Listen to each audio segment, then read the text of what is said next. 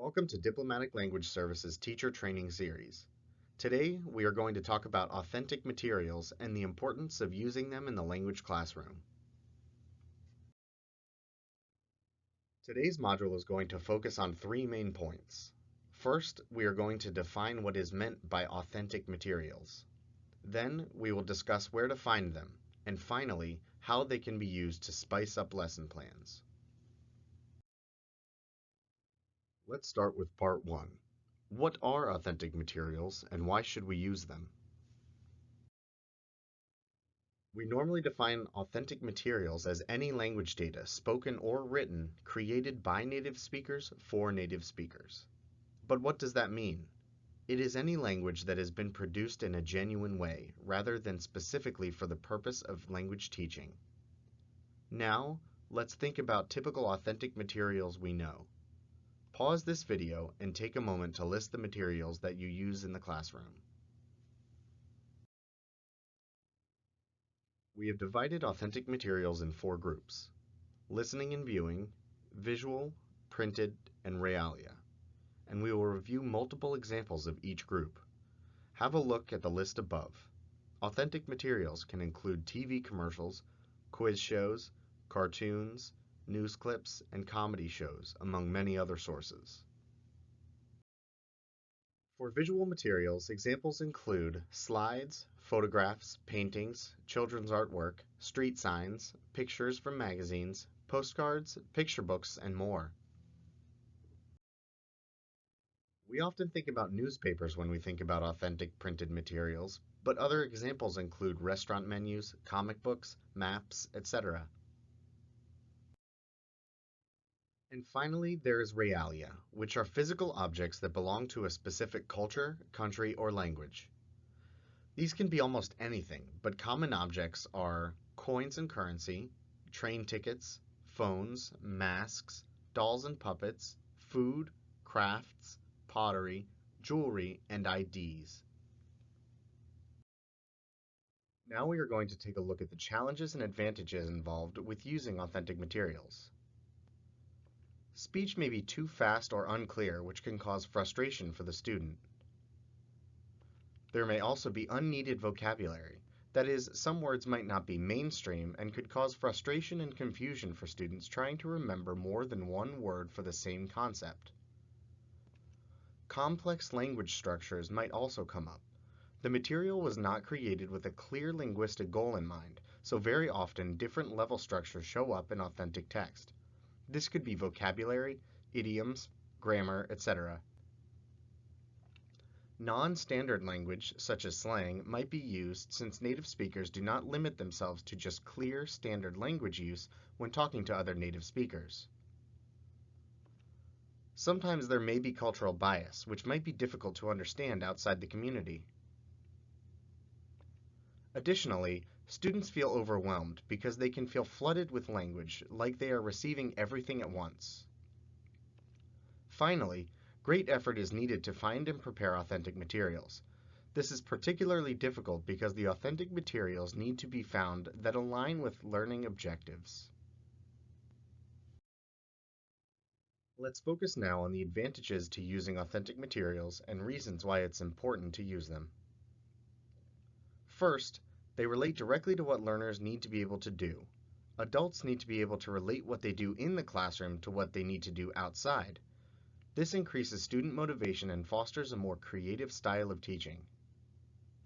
Second, they offer insights into the culture and expose learners to how language is really used. Third, authentic language offers students the chance to deal with a small amount of material that still contains complete and meaningful messages.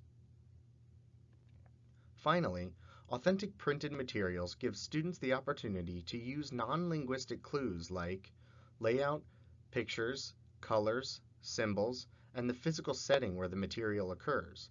All of these can help learners discover the meaning more easily. To summarize what we have learned so far, first, language is natural. By simplifying language or altering it for teaching purposes, by limiting structures, controlling vocabulary, etc., we risk making the task more difficult. We may, in fact, be removing clues to meaning. In order to avoid frustration, the student should always be working with material that is slightly above their current ability, or about one level above their ability. It will reinforce current knowledge while providing exposure to some unknown structures and vocabulary. Be careful not to aim too high or several levels above their current ability.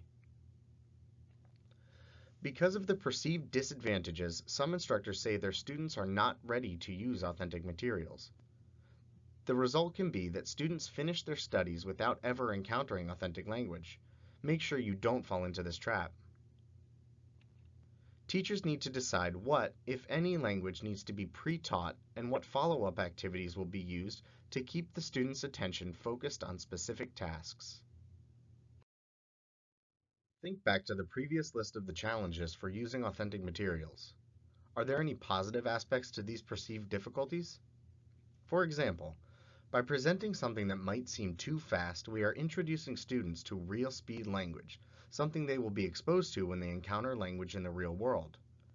Also, unneeded vocabulary is actually a way for students to start developing their skills, expressing themselves with paraphrasing, synonyms, and accepting the fact that not knowing an exact word, slang term, or complex grammar structure shouldn't stop them from communicating. Part 2 will focus on where to find authentic materials. Often, a printed book seems like an easier teaching tool than finding and using authentic materials. In reality, this may not always be the case.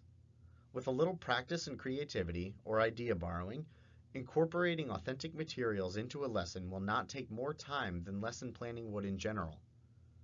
Pause the video and think about where you currently find authentic materials in your classroom. When you are ready to continue, resume the video.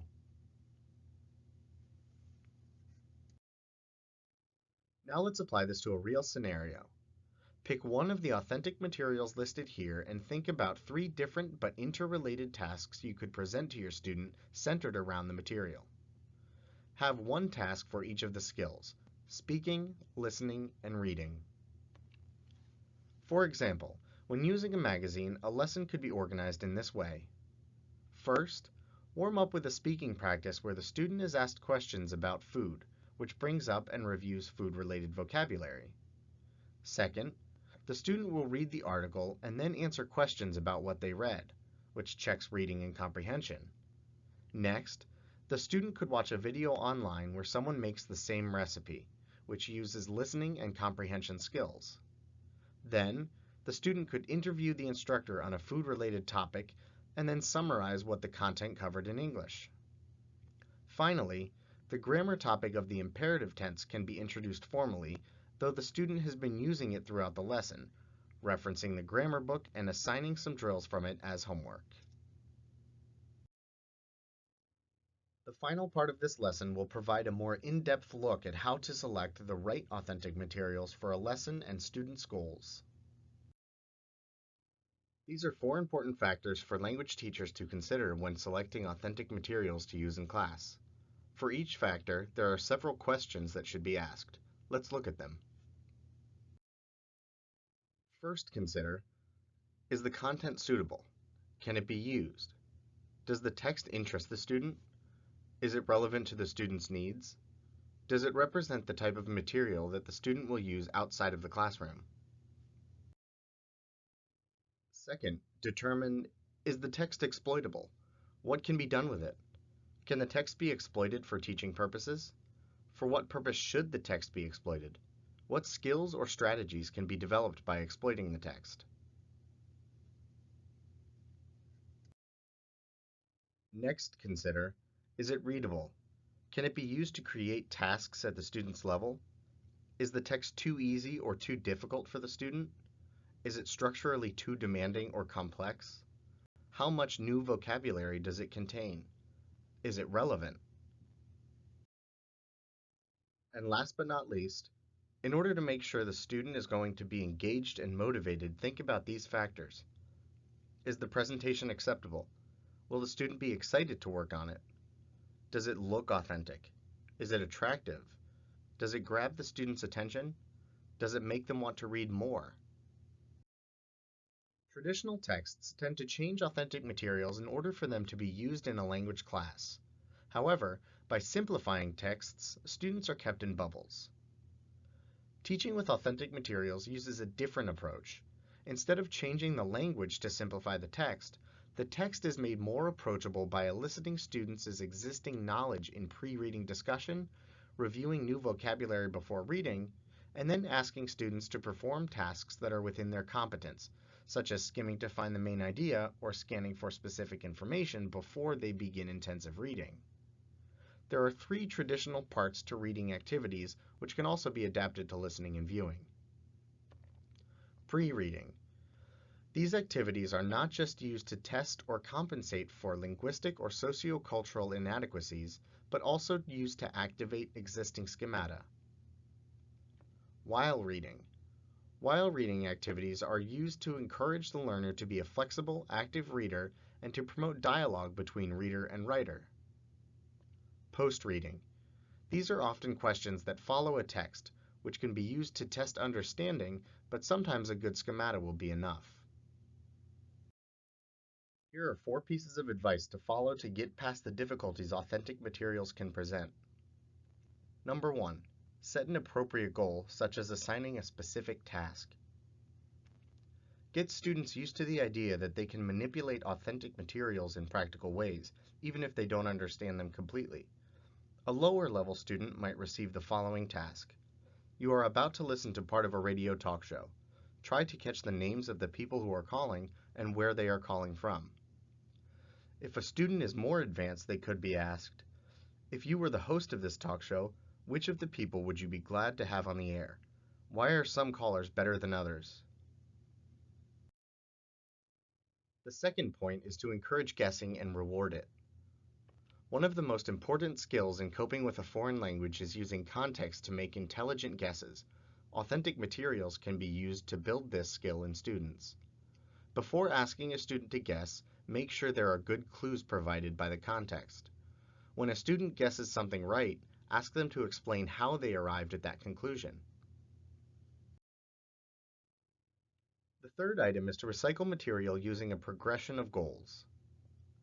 Students will learn more from authentic materials and understand them better when they read or hear them repeatedly.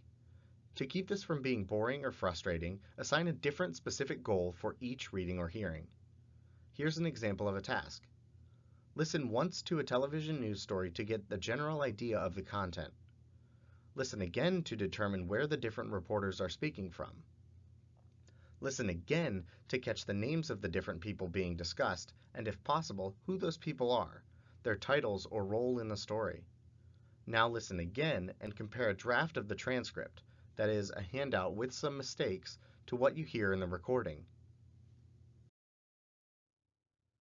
And last, discuss cultural differences. Anything in authentic materials that reflect expectations, norms, and attitudes from a different culture is an opportunity for valuable and motivating learning. Make sure students don't pass such things by. You might ask your students the following questions.